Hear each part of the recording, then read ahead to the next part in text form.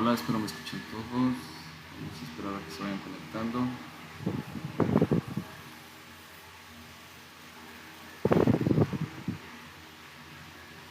Hola, saludos a todos.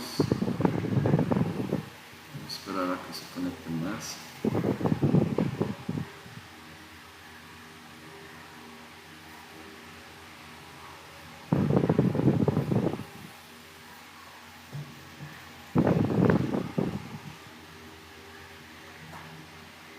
Gracias por sus reacciones.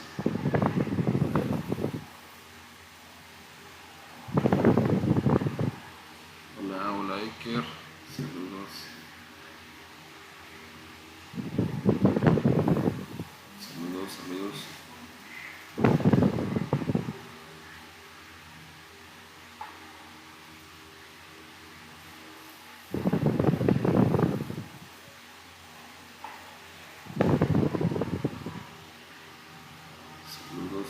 Saludos.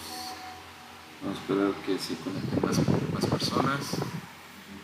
A ver, por ahí coméntenme si se escucha bien, logran escuchar bien, escuchan ruido. Alguien que me conecte de los que están ahí. Díganme si se puede escuchar bien, si escucho lo que hablo, lo que digo. Estamos haciendo todavía pruebas.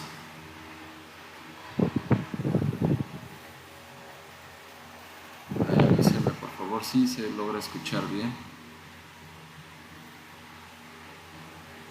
Si se ve, si se escucha.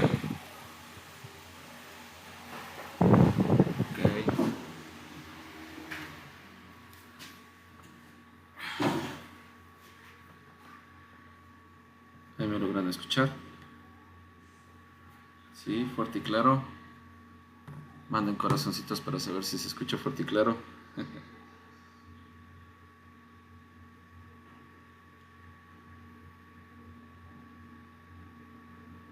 Muy bien. Muchas gracias por las reacciones. Vamos a esperar 10 minutitos a que se conecten más y vamos a dar inicio a nuestra lectura. Les adelanto cuál va a ser la dinámica. Vamos a estar dando lectura a un libro que es muy interesante, un libro que nos ha ayudado mucho a la mayoría de nosotros.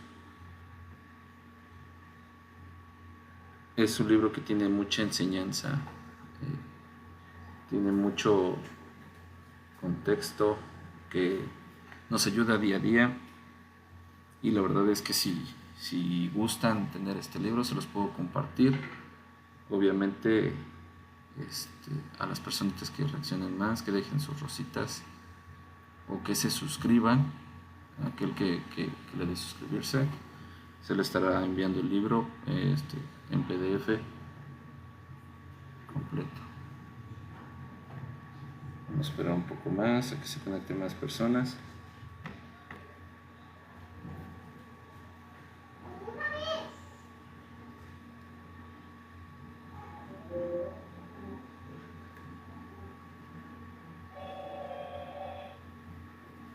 Aguántenme tantito que se conecten más personas y damos inicio a la lectura.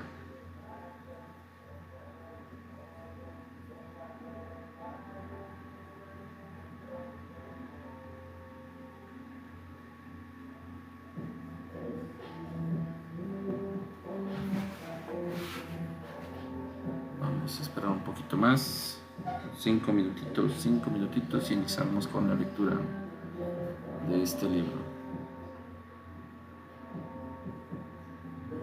Hola, manden sus reacciones, aunque sea sus corazoncitos, mándenlos.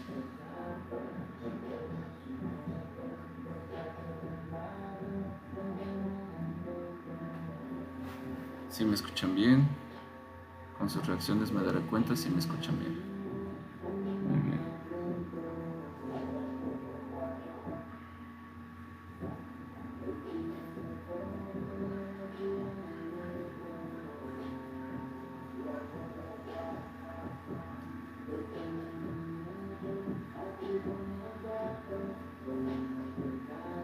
Muy bien. Igual, si en algún momento desean que se le dé lectura a un libro en específico, ahora pueden dejarlo en la caja de comentarios. Podemos darle lectura a cualquier libro, desde los libros más conocidos como Hábitos Atómicos, Padre Rico, Padre Pobre, no sé, Piense y hágase rico, o libros de apoyo personal, de psicología, cualquier tipo de contenido que se les interese. Con gusto pueden ponerlo en la caja de comentarios, y de igual forma, si ocupan un libro en específico, yo con mucho gusto puedo hacérselo llegar. Ya saben, reaccionen, escuchen me gusta y ámonos recio. ¿Sale, vale? Muy bien. Pues vamos a comenzar. ¿Sale? Espero les guste. Yo no soy un gran orador, pero sé leer bien, como todo, ¿verdad? Okay. Bueno, vamos a empezar. El título de este libro se llama Tiende tu cama y otros pequeños hábitos que cambiarán tu vida y el mundo.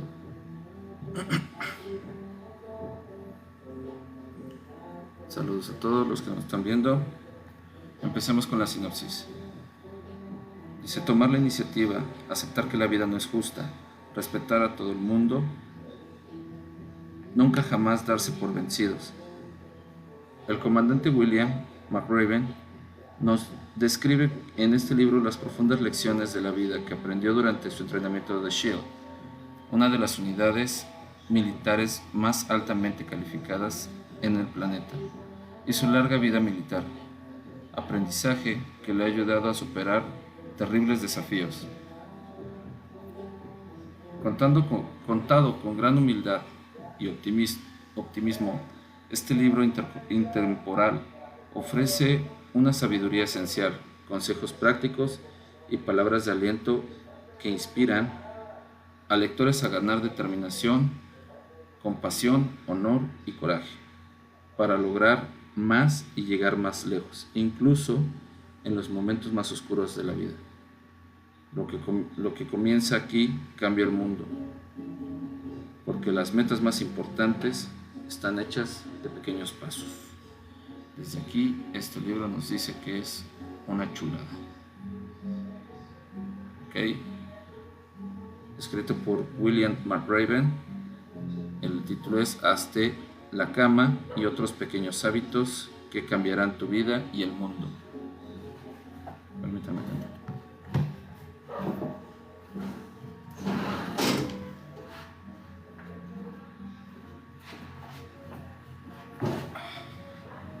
Disculpen. Muy bien, la introducción. Dice: el 21 de mayo de 2014 tuve el honor de pronunciar el discurso de ceremonia de graduación ante los alumnos que finalizaban sus estudios de la universidad en Texas, en Austin. Aunque yo mismo había sido alumno de dicha institución, me preocupaba que un oficial de las Fuerzas Armadas cuya carrera se había visto definida por la guerra pudiera no encontrar un público muy receptivo entre los universitarios. Pero para mi enorme sorpresa, los graduados acogieron mis palabras con los brazos abiertos. Las 10 lecciones que aprendí de mi entrenamiento en los equipos de mar, aire y tierra de la Marina de Estados Unidos, los Navy SEAL, en la que basé mi discurso, parecieron tener aceptación del entrenamiento SEAL, pero al igual de imprudente a la hora de enfrentarse a los desafíos de la vida. Seas quien seas, durante los últimos 3 años, diferentes personas me han parado en la calle para contarme sus propias historias. Cómo no amedrentaron ante los tiburones, cómo no tocaron la campana, o cómo hacer su cama cada mañana les ayudó a sobrellevar momentos difíciles. Todos querían saber más acerca de la manera en la que 10 lecciones habían moldeado mi vida y sobre las personas que me habían inspirado a lo largo de mi trayectoria profesional. En este pequeño volumen, en un intento de complacer esa petición de cada capítulo, brinda un poco más de contexto a las lecciones individuales y también añade una breve historia sobre algunas de las personas que me inspiraron con su disciplina, perseverancia, honor y valentía. Espero que disfruten este libro. Es lo que nos dice esta gran introducción de este libro.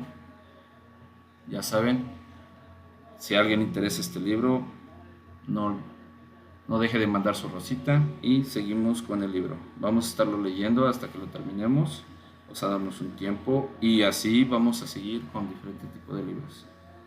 Capítulo 1. Empieza tu día con una tarea cumplida. Si quieres cambiar el mundo, empieza por hacer la cama.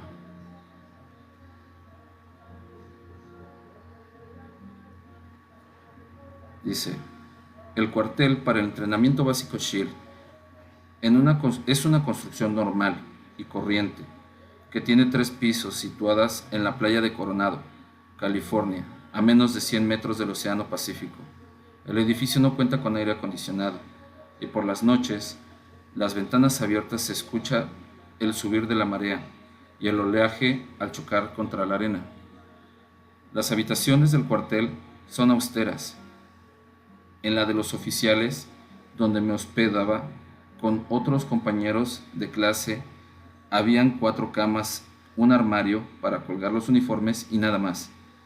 En esas mañanas pasé en el cuartel, me levantaba del camastro de la marina y de inmediato empezaba el proceso de hacer mi cama. Era la primera tarea del día.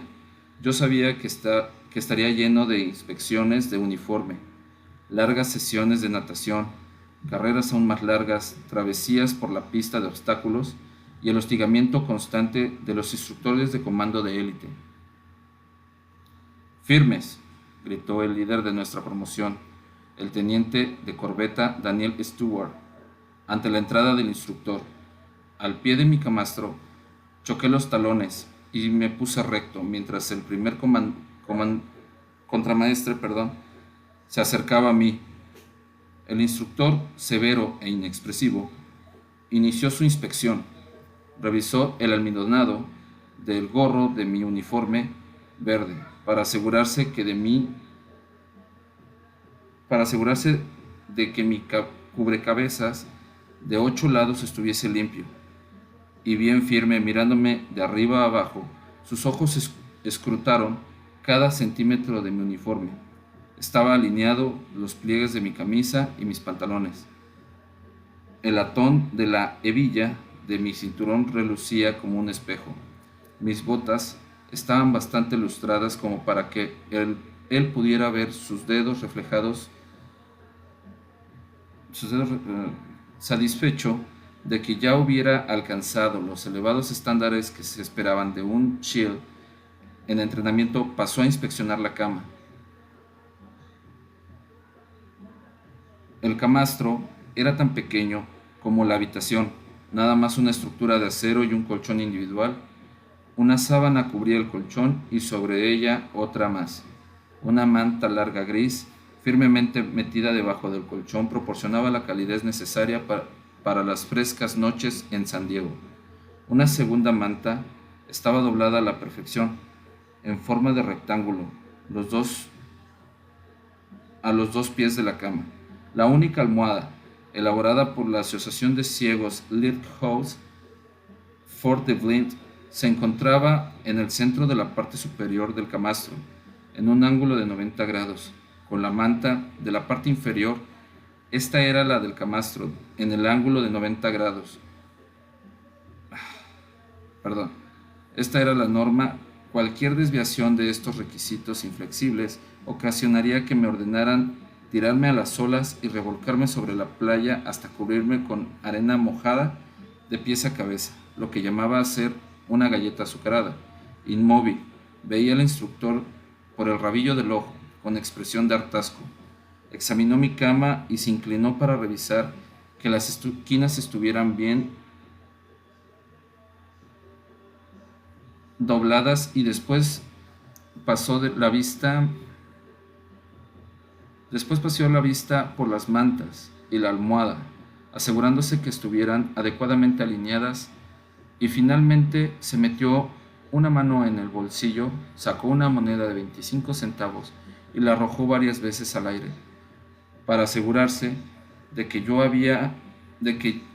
sabía que se acercaba la prueba final.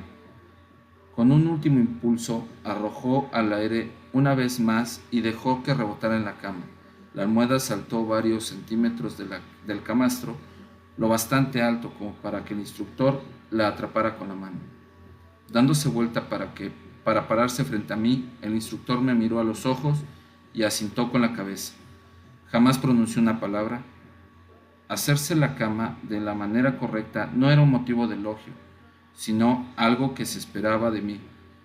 Constituía la primera tarea del día, y llevarla a cabo correctamente era importante. Una demostración de disciplina detonaba atención a los detalles, y al final del día sería un recordatorio de que había hecho bien algo, una tarea de la que podía enorgullecerme, sin importar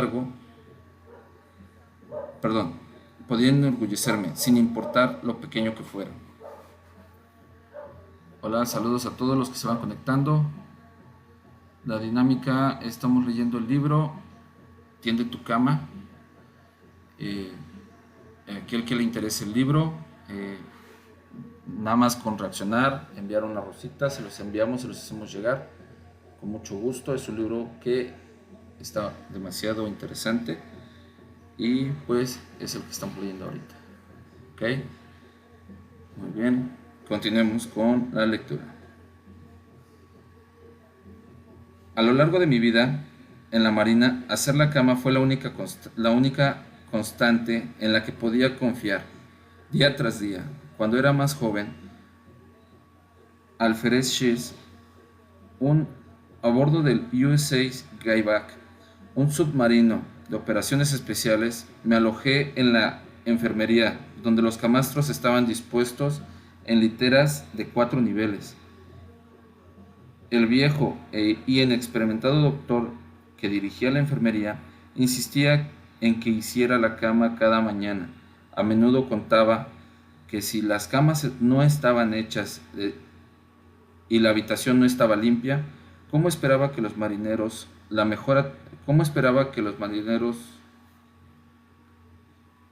recibieran la mejor atención médica? Como aprendí más adelante, esta pasión por la limpieza y el orden se aplicaba a todos los aspectos de mi vida militar. 30 años después, en Nueva York, las Torres Gemelas se vinieron abajo, el Pentágono sufrió un ataque y un grupo de valientes estadounidenses murió en un avión que sobrevolaba Pensilvania. El momento de los atentados, yo estaba en casa recuperándome de un grave accidente de paracaídas. Había traído una cama de hospital a la caserna y pensaba la mayor parte del día acostado, tratando de restablecerme. Lo más que deseaba era levantarme de aquella cama. Como todos los días, Shield ansiaba estar con mis compañeros en el fragor de la batalla. Cuando finalmente me mejoré lo suficiente como para salir de la cama del hospital sin ayuda, lo primero que hice fue estirar las sábanas con firmeza, acomodar mi almohada y asegurarme de que se viera presentable ante todos los que entraban a mi hogar. Era mi manera de demostrar que había superado mis lesiones y que seguía con vida. 4 semanas después, el 11 de septiembre, fue transferido a la Casa Blanca, donde pasé los siguientes 2 años en el recién formado Departamento de Lucha contra el Terrorismo. En octubre del 2003 me encontraba en Irak.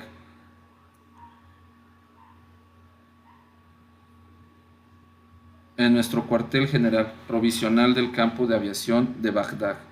Durante los primeros meses dormimos en catres que nos proporcionó el ejército. Aún así, al despertarme cada mañana, enrollaba mi saco de dormir, colocaba la almohada en la parte superior del catre y me preparaba para el resto del día.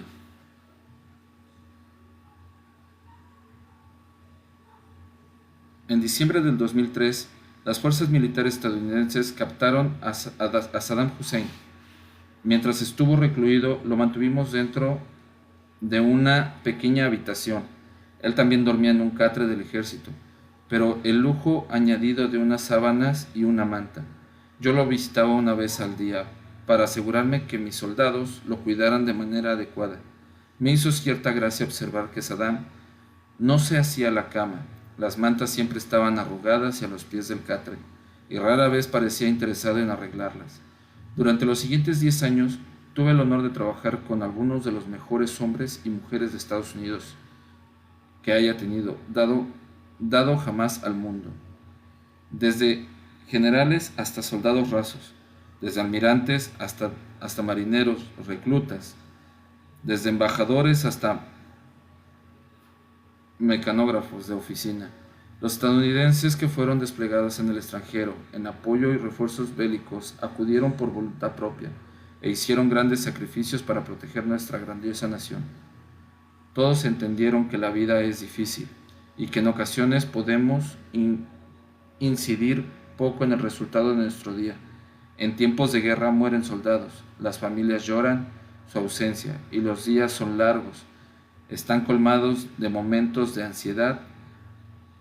Buscan algo que ofrecer de consuelo, que se motive a iniciar el día y se limita al combate. La vida diaria necesita esa misma sensación de estructura.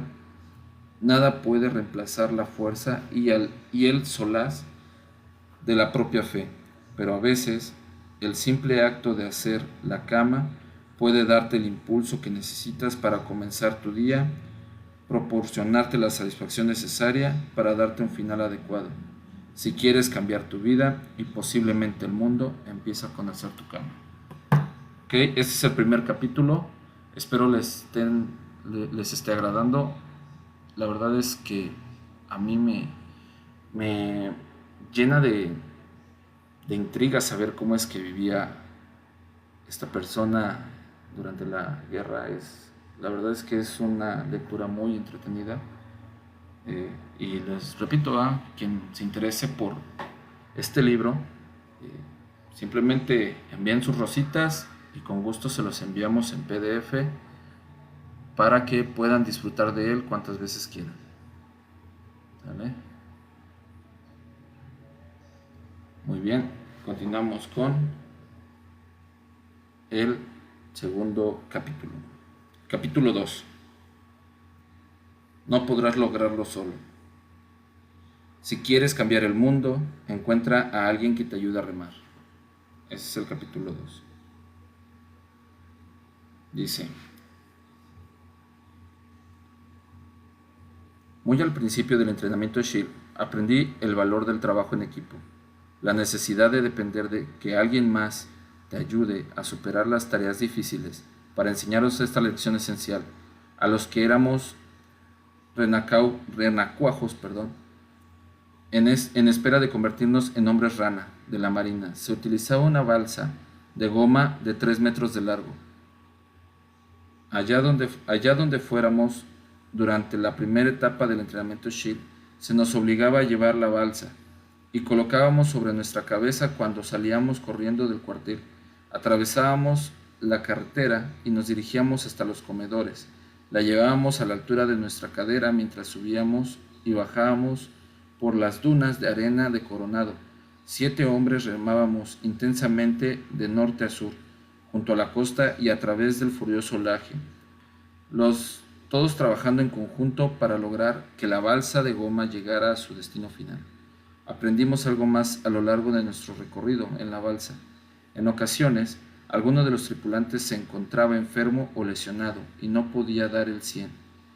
A menudo yo me encontraba exhausto por los demás miembros. Yo me encontraba exhausto por el día de entrenamiento o afectado por algún catarro o gripe. En esos días los demás miembros asumían mis responsabilidades, remaban con más fuerza, cavaban a mayor profundidad y cedían sus raciones de alimento para que me fortaleciera. Y ya ha llegado el caso en que otro y llegado el caso en que otro momento del entrenamiento yo hiciera lo mismo por ellos, esa pequeña balsa de goma nos hizo darnos cuenta de que ninguno de nosotros podía completar el entrenamiento sin ayuda, que ningún Shield podría sobrevivir en la batalla por sí solo, y además que en tu vida necesitas personas que te apoyen en momentos difíciles. Aquí en este capítulo nos pone una separación para que analicemos esta pequeña parte, ¿verdad?, que es el trabajo en equipo. Y a veces tal vez no nos damos cuenta, pero es cierto, por muy pequeña que sea la ayuda de otras personas, cuando la necesitas, la pides, y cuando te la piden, hay que darla. Es algo que como personas a veces nos cuesta un poco aprender o entender, pero tenemos que ser un poco empáticos y extender la mano cuando podamos. No, claro, no esperar algo a cambio, porque de eso se encargará la vida, el universo y Dios. Es algo que yo creo, ¿verdad? Bueno, continuamos. La necesidad de ayuda nunca fue más evidente que 25 años después, cuando estaba al mando de todos los Shields en la costa oeste. Desempeñaba el cargo de capitán del navío del Grupo 1 de Guerra Naval Especial en Coronado. Como capitán de la Marina, había pasado las últimas décadas liderando equipos de comando Shield en todo el mundo. Estaba realizando un salto de rutina en paracaídas cuando las cosas salieron terriblemente mal. Nos encontrábamos en un avión Hércules C-130. Ascendió hasta casi 4.000 metros y, preparándonos para el salto, al mirar por la parte posterior de la aeronave, veamos un esplendoroso día californiano. No había una sola nube en el cielo. El océano Pacífico se encontraba en calma y desde esa altura podía divisarse la frontera con México. A unos kilómetros de distancia, el instructor de salto gritó que nos preparáramos para arrojarnos de pie. Al borde de la rampa se podía mirar directamente el instructor.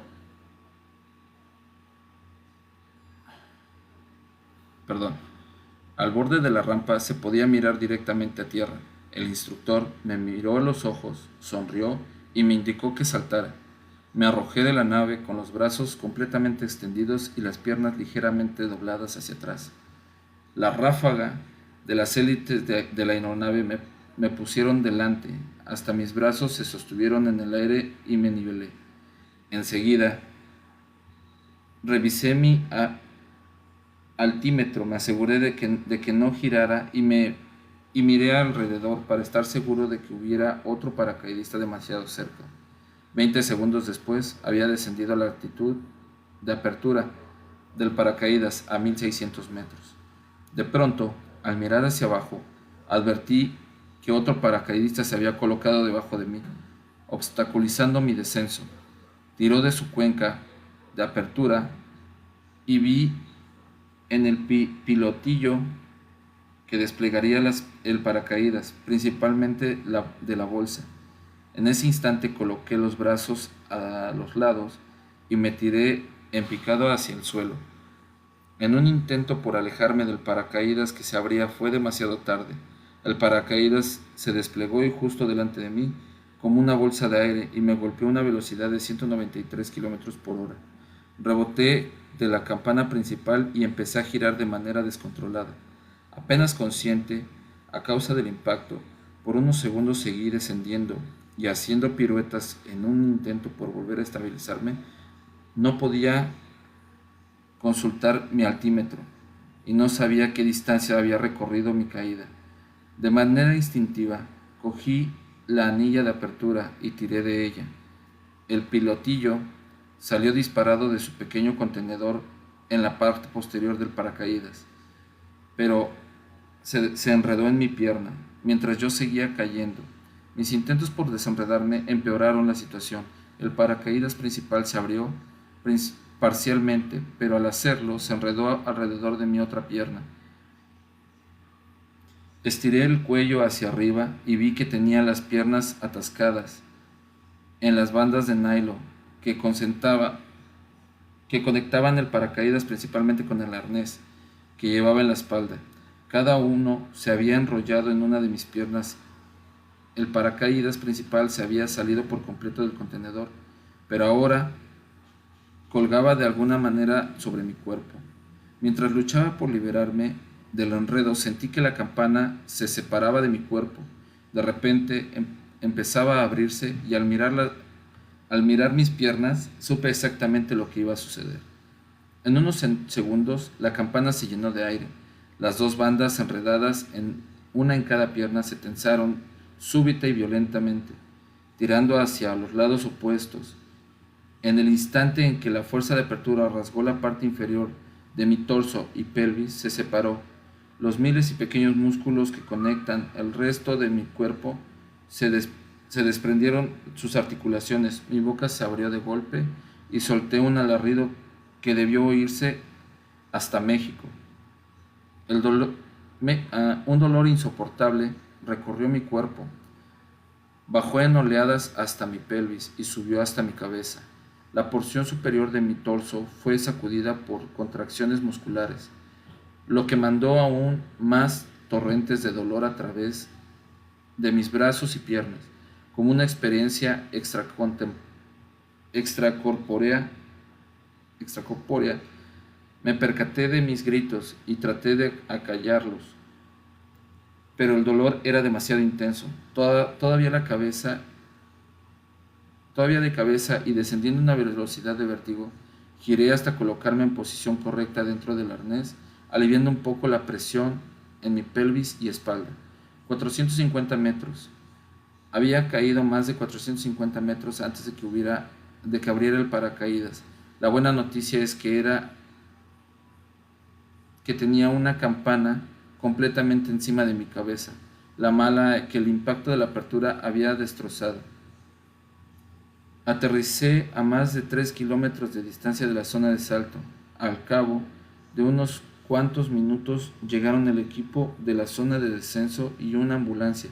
Me llevaron al hospital de traumatología en el centro de San Diego. Al día siguiente, salido la cirugía, el accidente había desplazado mi pelvis unos 12 centímetros. Los músculos de mi estómago habían desprendido los huesos de la pelvis y el músculo de mi espalda y mis piernas se habían dañado gravemente por el impacto de la apertura. Me había colocado una gran placa de titanio e insertado un enorme tornillo escapular en la columna para darles estabilidad. Parecía que ese sería el final de mi carrera. Para ser un verdadero SEAL, uno tiene que estar al máximo de sus capacidades físicas. Mi rehabilitación llevaría meses, posiblemente años, y la María estaba obligada a realizar una valoración médica para determinar mi actitud para el servicio activo. 7 días después abandoné el hospital, pero permanecí postrado en cama los 2 meses siguientes. Toda la vida había tenido sensación de que era invencible, hasta convencido de que mis capacidades atléticas innatas podían sacarme de las situaciones más peligrosas, y hasta el momento había sido cierto.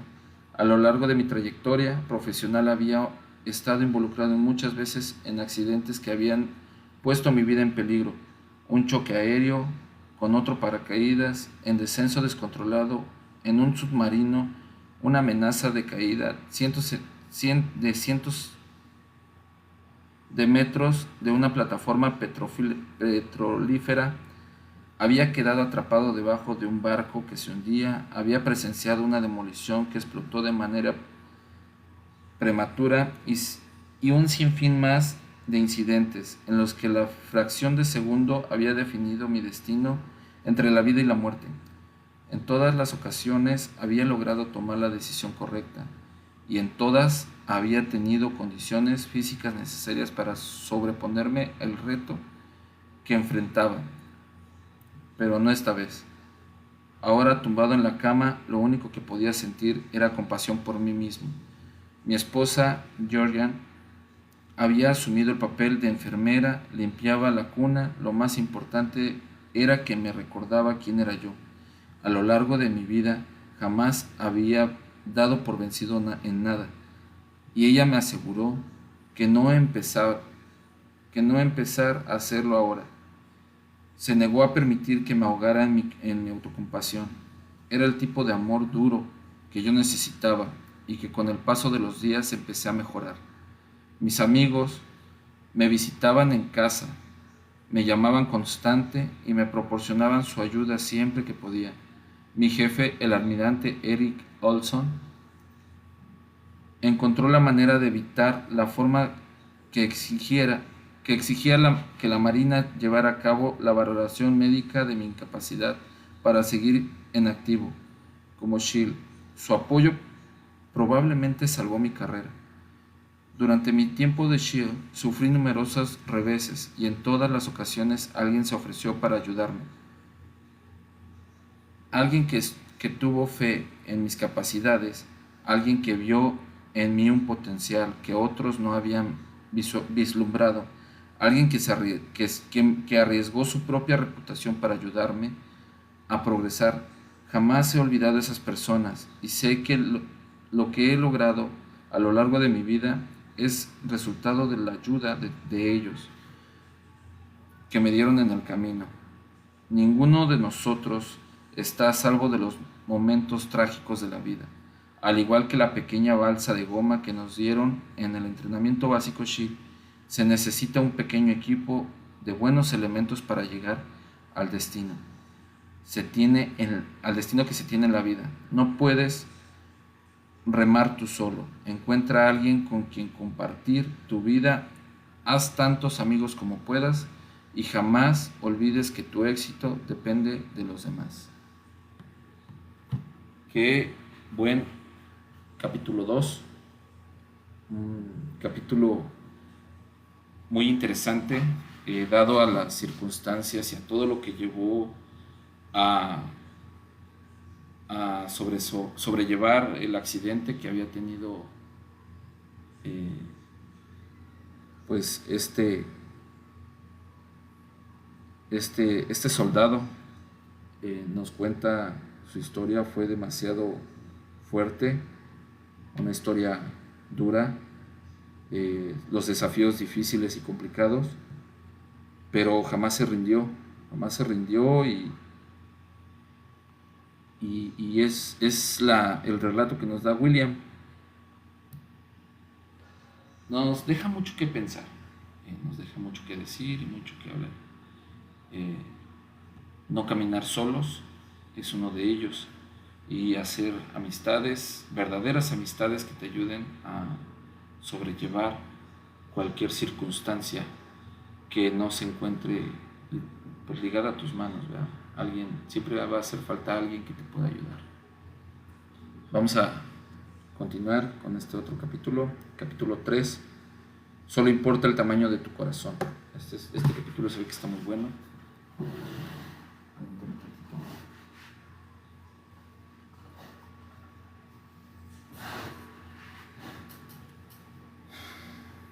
Capítulo 3. Solo importa el tamaño de tu corazón. Si quieres cambiar el mundo, mide a las personas según el tamaño de su corazón. Eso empieza a ser como para determinar qué tipo de personas quieres que te sigan. Bueno, vamos a continuar.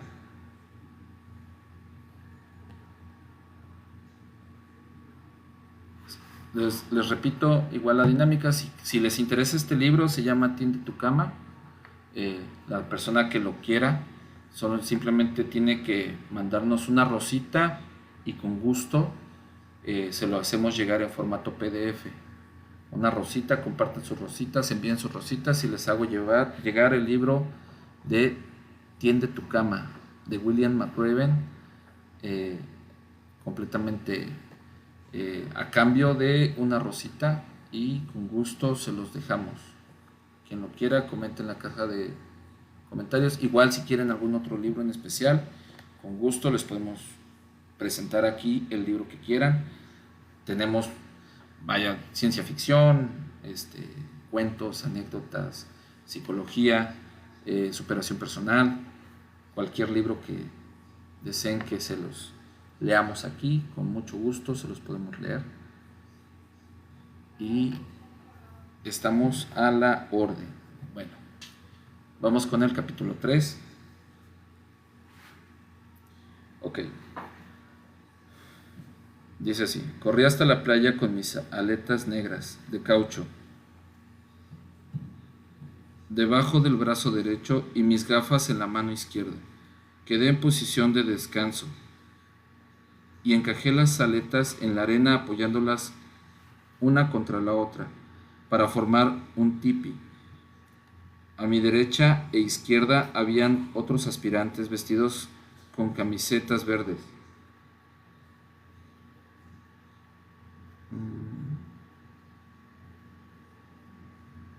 Trajes de baño de color caqui, botines de neopreno y un pequeño chaleco salvavidas. Nos preparamos para nadar 3 kilómetros, como todas las mañanas. El chaleco salvavidas consistía en una pequeña bolsa cubierta de caucho que se inflaba al accionar un mecanismo Entre los alumnos se consideraba vergonzoso tener que usarlo, pero de todos modos era un requisito que los instructores SHIELD inspeccionaran cada uno de los chalecos antes del ejercicio de nado, perdón. Esta inspección les había dado la oportunidad para hostigarlos aún más. Ese día, el oleaje frente a Coronado alcanzaba casi los 2,5 metros de altura. Las olas rompían en un grupo de 3, estrellándose con un rugido hacia que el corazón de todos los cadetes latía con más fuerza. El instructor, que se paseaba con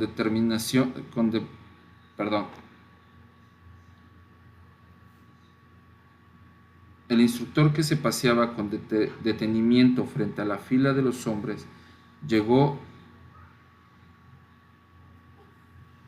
al estudiante justo a mi derecha, un marinero recluta recién llegado a la marina que medía alrededor de 1,65 de altura. El instructor Shield, un veterano de Vietnam, muy condecorado, medía aproximadamente 1,90 y se erguía imponentemente sobre él. Después de inspeccionar el chaleco salvavidas del recluta, el instructor miró por encima de su hombro izquierdo las olas que se estrellaban en la arena. Se inclinó y cogió las aletas del aspirante, sosteniéndolas cerca del rostro del joven marinero. Le dijo en un susurro: ¿De veras quieres convertirte en hombre rana? El marinero se irguió más derecho y con mirada desafiante gritó: Sí, instructor, eso quiero hacer. Comentó: Eres un hombre pequeño, dijo el instructor agitando las aletas frente a su cara. Esas olas podrían romperte en 2. Guardó silencio y miró brevemente al océano. Deberías considerar retirarte ahora, antes de hacerte daño. Por el rabillo del ojo vi que el recluta apretaba la mandíbula y dijo: No me daré por vencido, respondió el marinero, pronunciando cada palabra lentamente.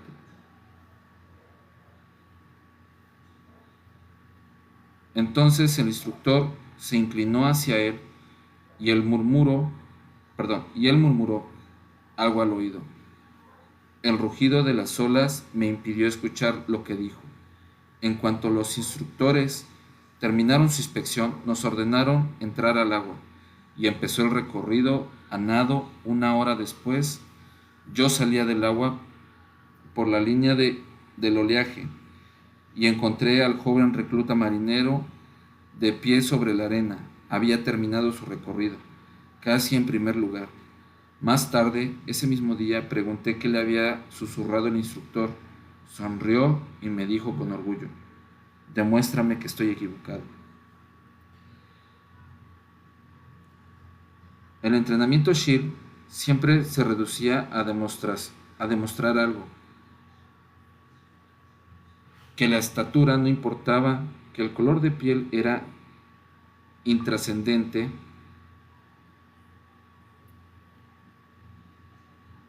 que el dinero no te hacía mejor persona, que la determinación y la tenacidad siempre son más esenciales que el talento.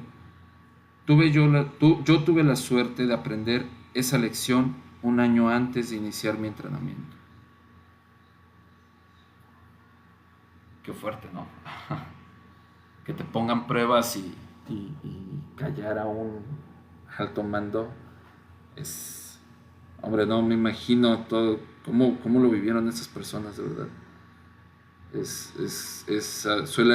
Suena de alguna forma increíble, ¿verdad? Pero pues es el entrenamiento de un marine. Bueno, continuemos.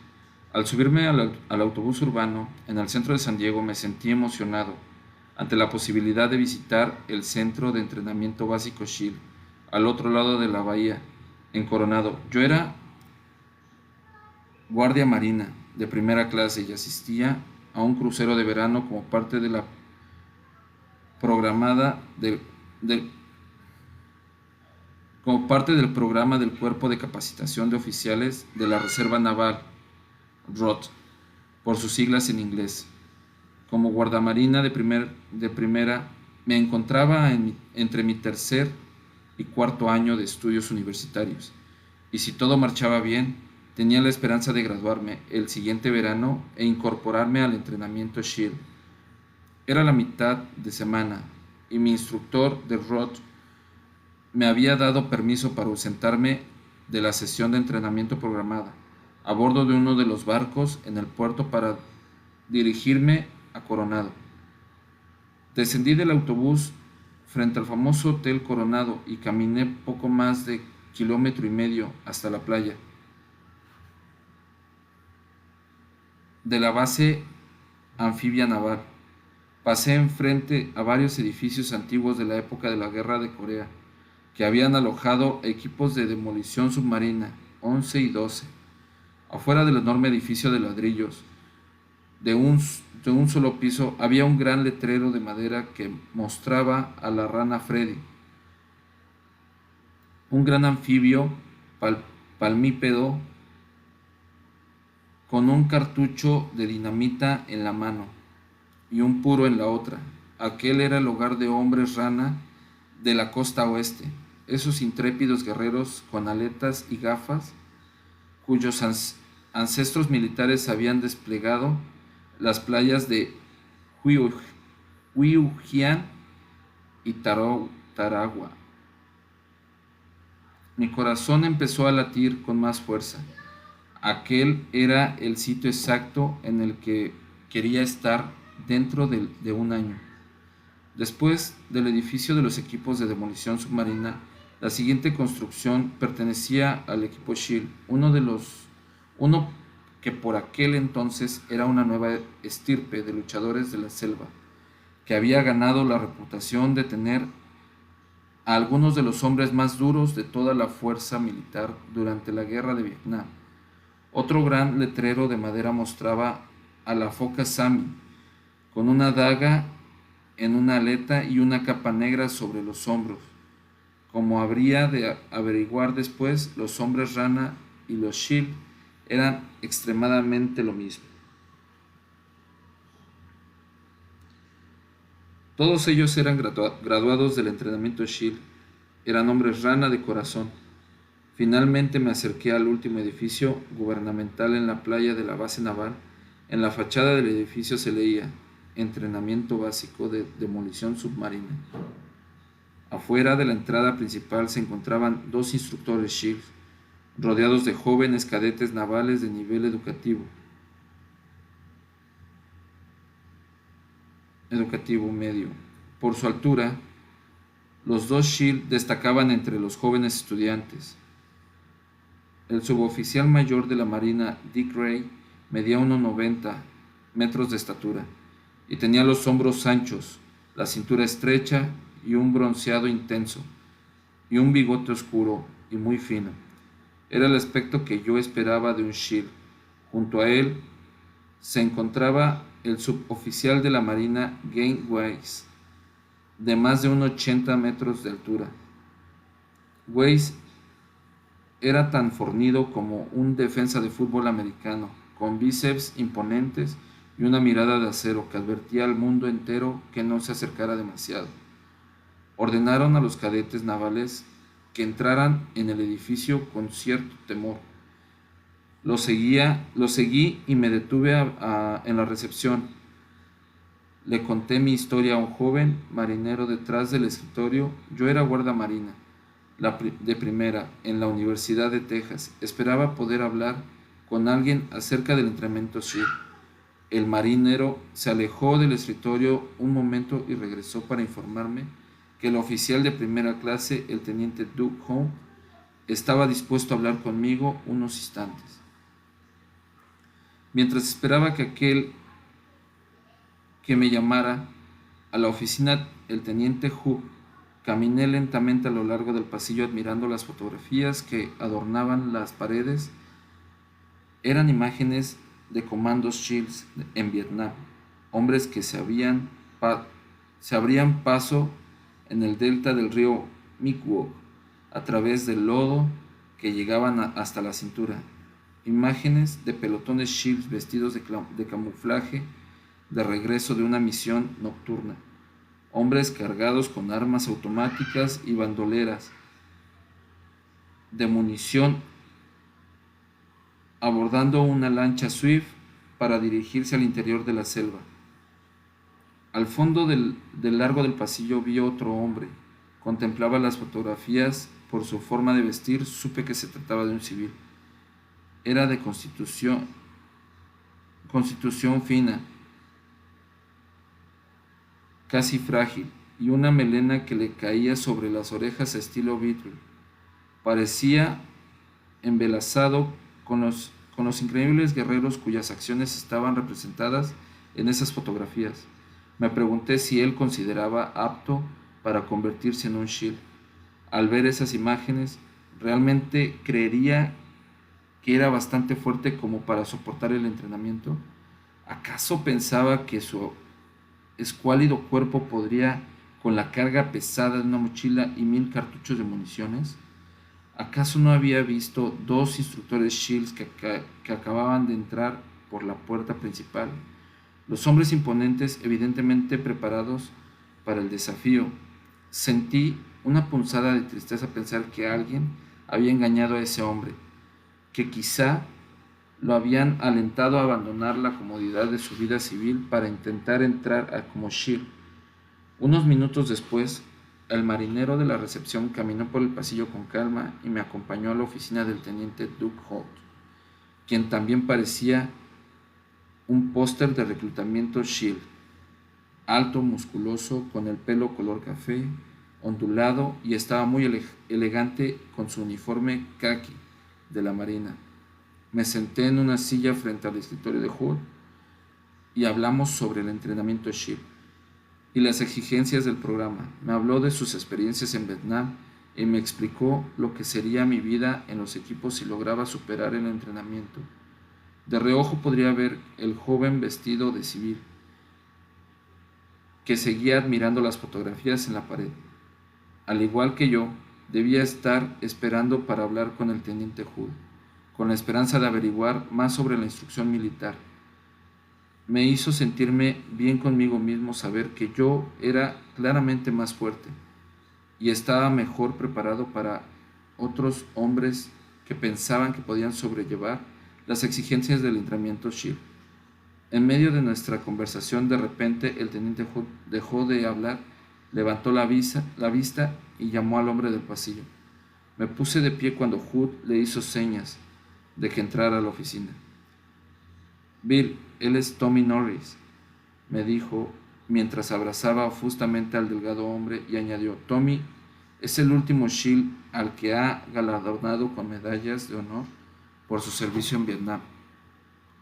Norris sonrió, un poco avergonzado por las palabras de Hood. Yo le devolví la sonrisa y le di un apretón de manos. No me reí de mí mismo.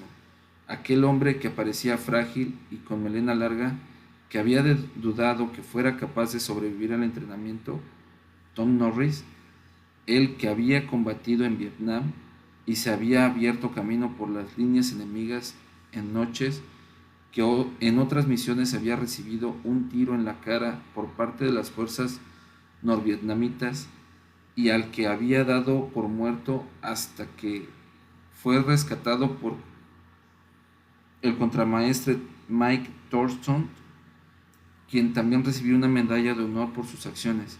Aquel era Tom Norris, quien tras recuperarse de sus lesiones había logrado ser aceptado en el primer equipo de rescate de rehenes del FBI. Había logrado ser aceptado en el primer equipo del FBI. Aquel hombre callado, reservado y humilde era uno de los SEALs más fuertes en la larga historia de los equipos. 1969. Tommy Norris estuvo a punto de ser expulsado del entrenamiento SEAL.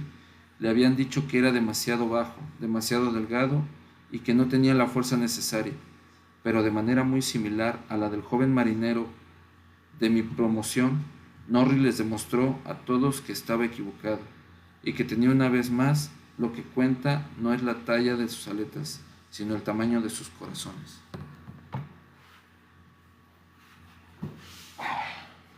Pues miren, este capítulo 3 estuvo lleno de sorpresas. Nos hace ver que no importa, pues realmente no importa nada, ¿verdad? No importa que alguien te crea débil o te crea más pequeño. Lo que importa es que mientras te puedas esforzar y tú confíes en ti, puedes lograr grandes cosas. Y yo creo que hasta aquí vamos a dejar en este tercer capítulo. Quiero que se vayan con ese último mensaje de que no importa la talla de las aletas, sino el tamaño del corazón. Y si sus metas, sus logros, sus sueños y todo lo que pretenden realizar a lo largo de su vida es tan grande como el tamaño de su corazón, no va a haber obstáculo que los pueda detener. No va a haber nada que pueda pararlos. Va a hacer que ustedes logren todos sus cometidos, todos sus propósitos. Entonces, pues vamos a dejar este capítulo 3 así. Y recuerden que un gran corazón nos va a ayudar a superar cualquier situación. Les agradezco mucho que hayan acompañado en esta lectura. Mañana nos vemos a la misma hora en el mismo canal para leer el capítulo 4. Se llama La vida no es justa, sigue adelante. También se ve que es un buen capítulo. Y ya saben, quien guste este libro en PDF, solamente envía una rosita y con mucho gusto suscríbase y con gusto podemos enviarles en PDF y muchos libros más. Si gustan algún libro en especial, con mucho gusto pónganlo en los comentarios y vamos a darle lectura. ¿Ok? Muy bien, pues Dios me los bendiga.